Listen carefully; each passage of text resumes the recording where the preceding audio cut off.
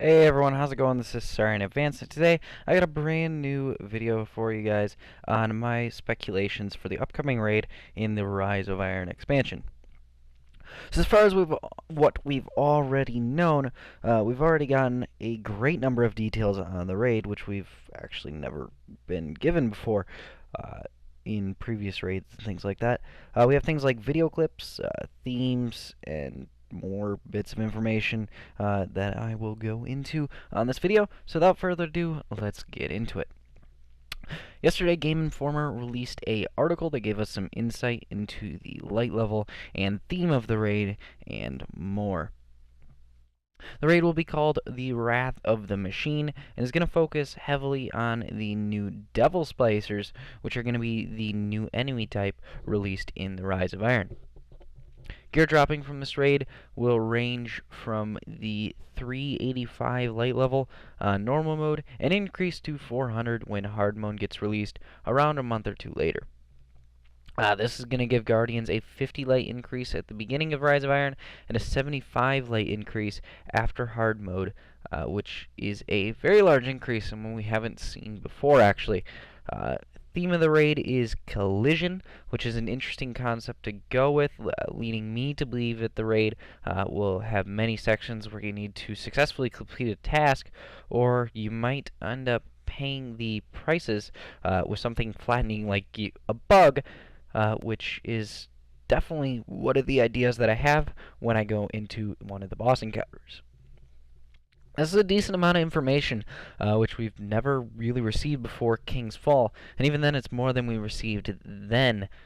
As far as the raid size goes, Bungie hasn't stated anything more than it's our most ambitious raid yet, which leads me to believe that it's going to be around the same size as King's Fall, but slightly larger, because it's important to keep in mind that the raid has been in development since the beginning of spring, I believe it was 2015, which is about a year and a half of development, leading me to believe that the raid will consist of probably more bosses than King's Fall, at around 10 encounters.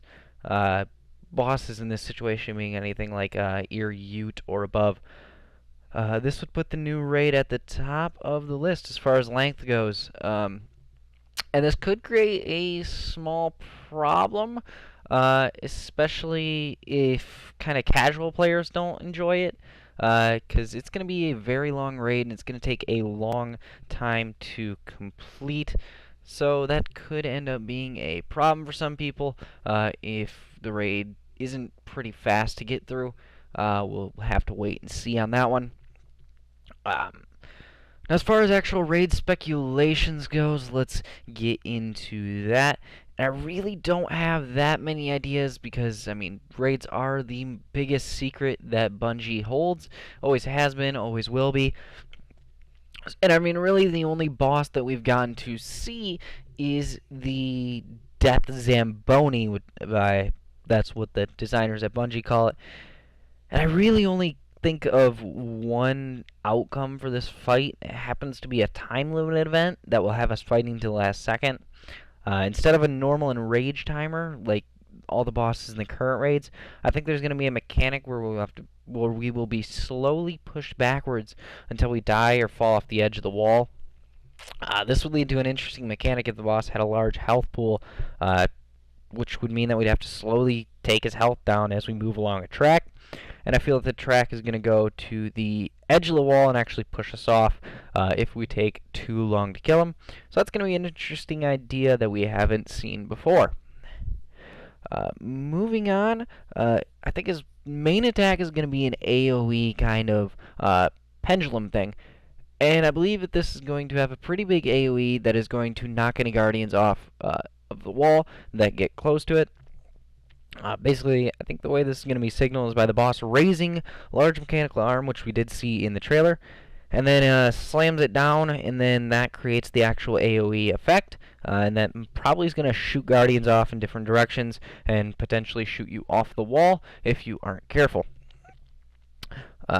Second attack that I could really see is something similar to what the Devil Walkers have currently. We can see them on patrols and then in the Devil Slayer Strike.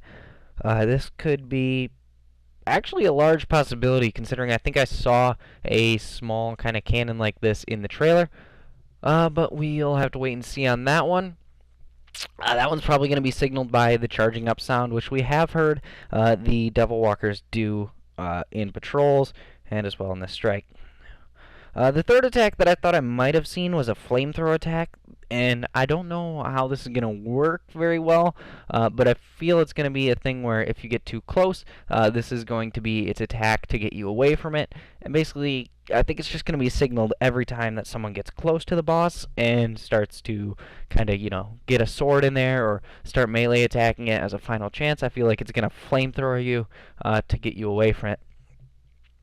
As far as other bosses go, though, I haven't even the slightest clue to build myself on. Bungie stated that in order for Siva to work, it had to have a controlled mind. But I haven't really thought of many ideas other than kind of like scavenged parts around the Cosmodrome to create large mechanical bosses, kind of like the Death Zamboni. Otherwise, my other idea was that there could potentially be Kells that attack, which would be a really interesting idea, especially if we had to fight something similar to a Devil Splicer Skolas or something like that, which is something that could potentially be a thing we could see, and I would definitely like to face another Skolas type enemy again, because it's just kind of fun to me. I don't really see the problem with that. I feel like it'd be a really cool idea for a raid boss if we end up getting into that. So that is something that I could see. Other than that, I mean, there really isn't much to go on. Bungie has always been very secretive about their raids, and we probably won't get any information on it until September 23rd, which is the release date for the raid, and we honestly won't get much information before then. In fact, that's probably going to be the first time that we get any sort of information, which is kind of alarming if you ask me, but we'll see what happens as we go forward. And yeah, that's pretty much it for this video, guys. Thank you guys for watching. It's definitely a video I've been wanting to make for a little while now. I just decided that since yesterday we got that Game Informer article, I got a little bit more information that it was finally time to make this video. And with that being said, thank you guys for watching. It'd be greatly appreciated if you go check out my Twitter, as well as my Twitch channel, which I've been a little bit more inactive on lately. I've been streaming on YouTube a little bit more instead, but I will be on Twitch in the next couple months or so. Probably not as the Rise of Iron releases, but probably shortly afterwards. But yeah, the links for that will be in the description.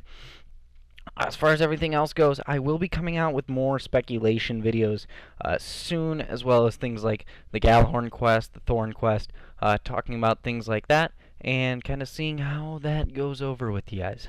So anyway, thank you guys for watching. Subscribe if you're new, and I'll see you guys.